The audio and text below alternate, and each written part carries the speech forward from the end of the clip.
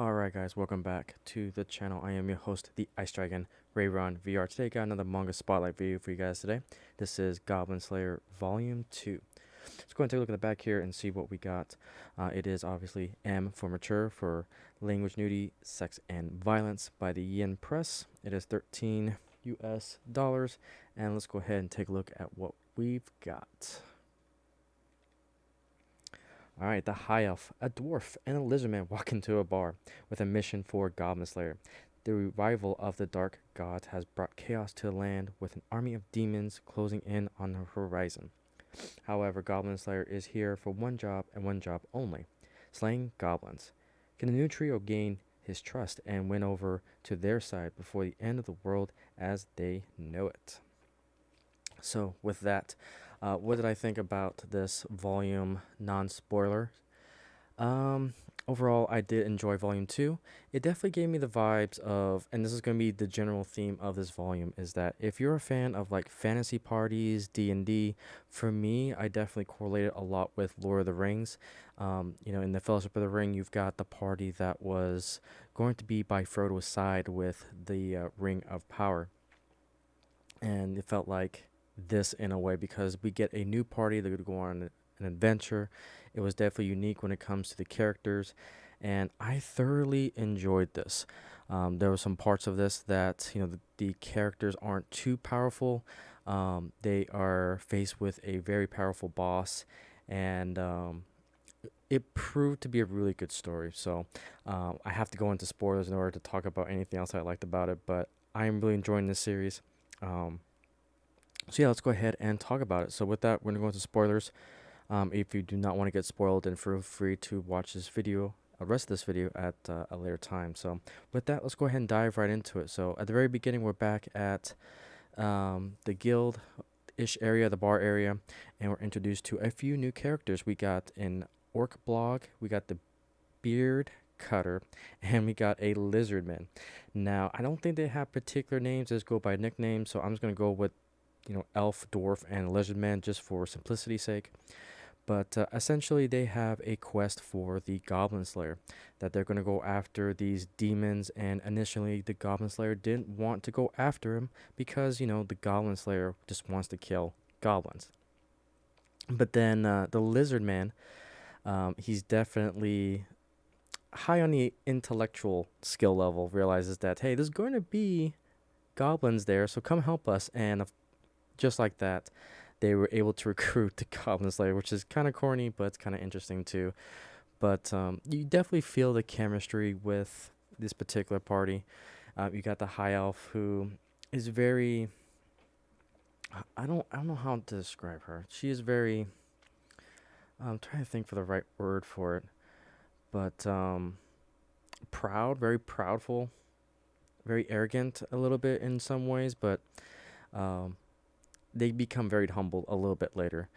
So with that, they continue to go to where they need to go, and then kind of want to show you guys this for the party here. So we've got a very cool illustration here of the group.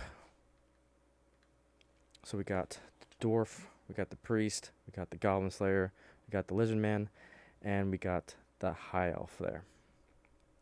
Very cool party that we got forming on here. And again, as they go on to this adventure, again, it gives me that Lord of the Rings type of vibe that, all right, we're going to go on to a quest, we're going to go on to an adventure. And we definitely see that. We get to see the characters interact during this dinner time, and then they continue on to advance to a goblin's nest and eventually go into a particular cave.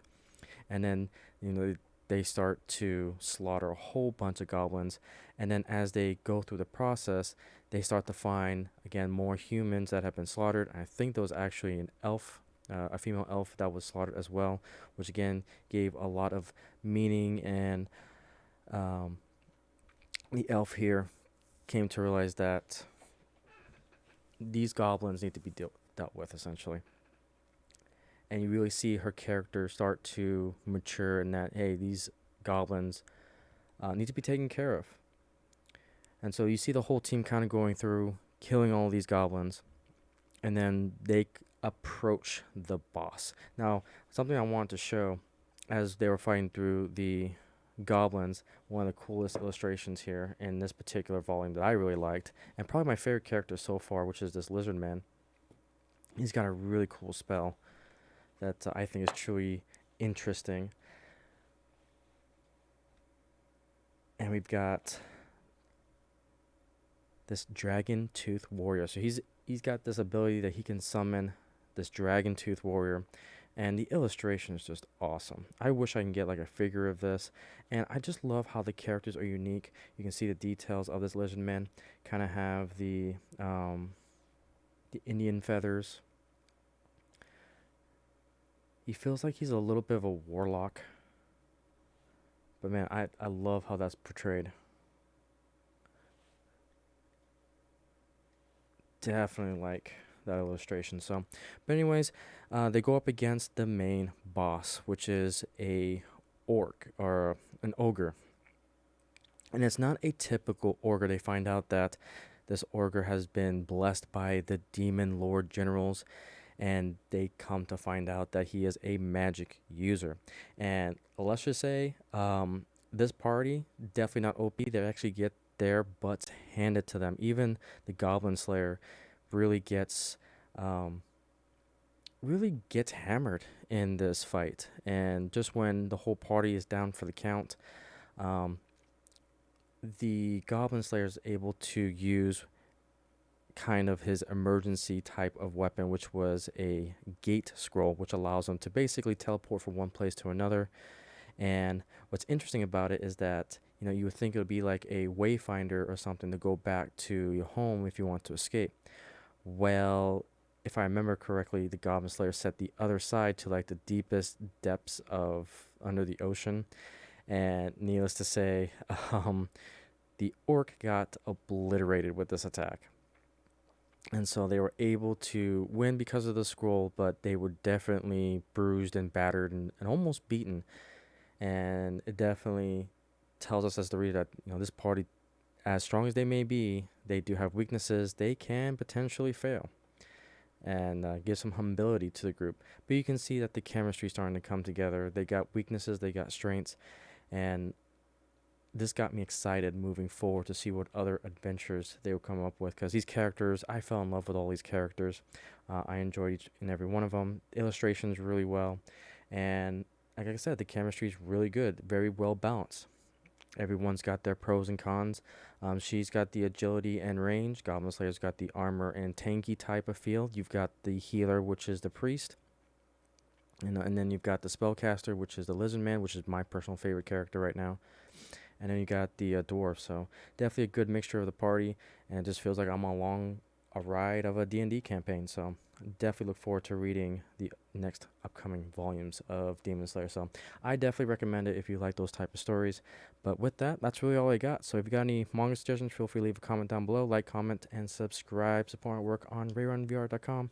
Thank you guys so much for watching. Wing hugs to all of you beautiful people out there, and I'll see you guys on the next video.